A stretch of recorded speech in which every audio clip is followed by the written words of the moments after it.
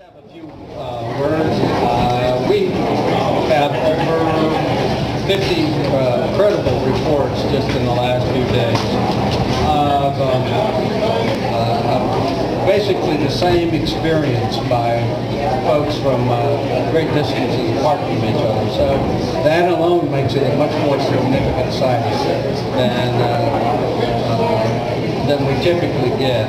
Normally what we have is one person calling us or seeing a report saying, I saw something, and then they'll talk about it.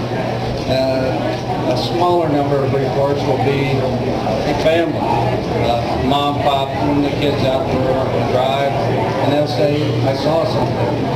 But in an extremely small number of cases will we get a mass sighting like this.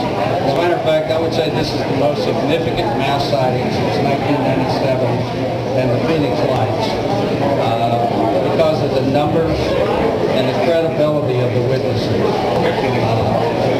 Another thing that makes this very unique is the fact that we have people coming forward that ranch owners, business owners, professionals of all walks of life, and oil field workers that have said, I've seen things out there for the last 30 years, and then they go on to describe pretty much exactly what has been seen recently. So apparently this is a pattern that's been ongoing for some time, and people have been afraid to come forward. So now that this is, at least that's the good side of all the publicity, is more and more people are willing to come forward.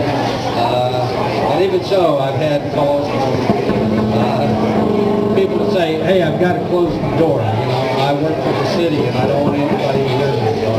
I had one call from a gentleman retired from the Department of Justice. So, you know, these are not people that ordinarily would seek the limelight. For the most part, older individuals with no reason to make up the story, and quite a few of them have not heard accounts from other people. So we know there's definitely something going on, and we're going to pour a lot of our resources into this data into trying to find out what it is. Now, having said that, I must tell you, we're equal opportunity offenders because oftentimes we don't satisfy either the believers or the debunkers.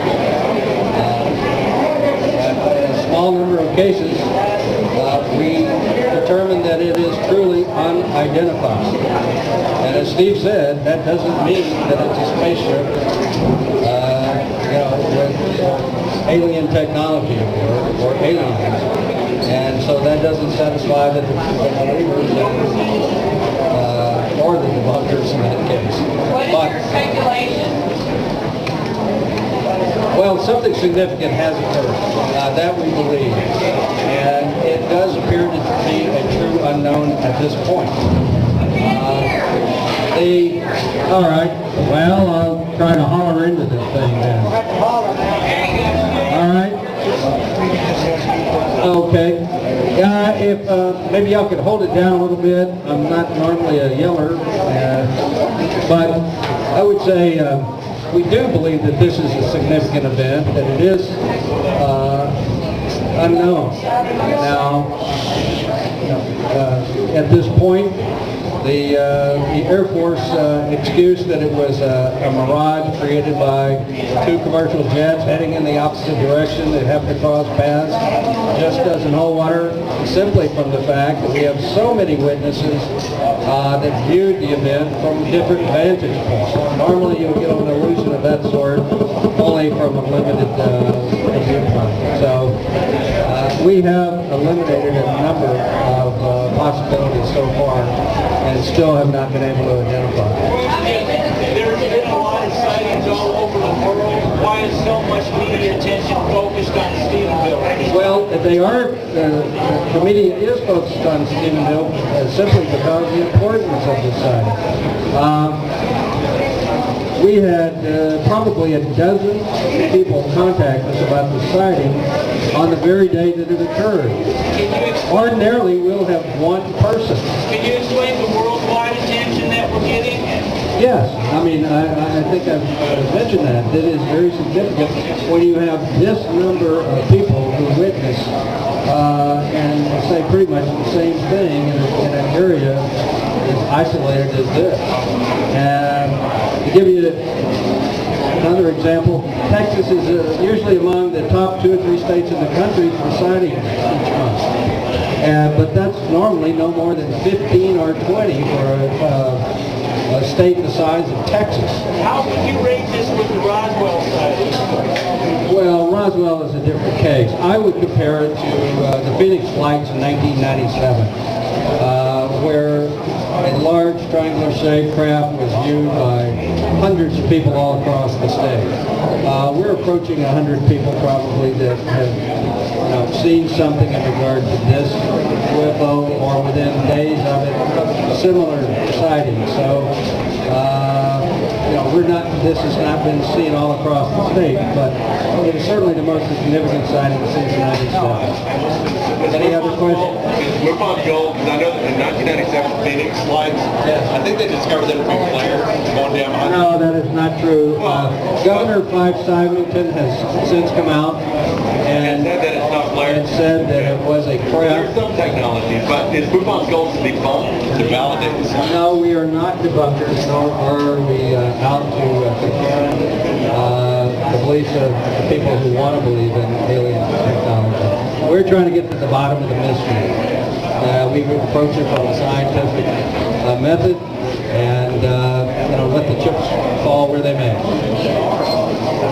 Any other questions? Oh, yeah. Are you going to first try to prove what it was not, and then from that point determine what it might have been? Well, that is the way we approach it, by trying to eliminate every known possibility. And of course, one thing that would happen, would help a lot, is if we do get photographs. And amazingly, in this age, with the number of witnesses we have, we don't have photographs, videotapes at this point. Now, I have been contacted by 3 people who say they have photographs or videos. We've inspected one. They don't appear to be a UFO. They don't appear to be related to this case. And we're still in the collection and analysis process with the other 2. So we'll just see what we come up with. But so far, that's one thing that's lacking. I would think with the number of cell phones that can take pictures, there would be something really significant has affected them. These are folks, they're not making things up. They really saw what they saw and they experienced what they experienced. And we have so many of those. It also helps. But these are things you can't really quantify, but adds to the credibility of folks' story reports.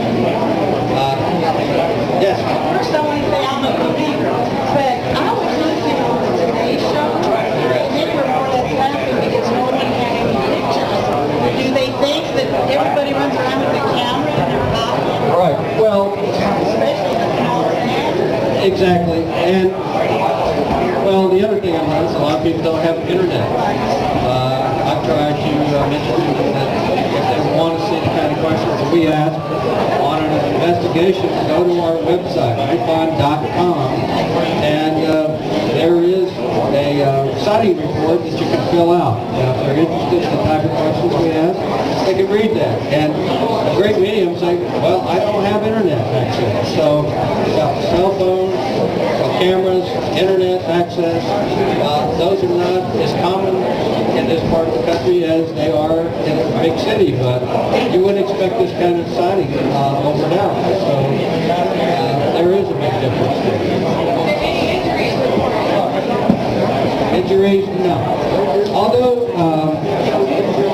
we did have one report of an incident of intensely bright ball of light that came right up to an overcoupled's windshield, stopped, stayed there for a few moments, and then sped off at a right angle at a high rate of speed. Now, they were quite bright, and they did go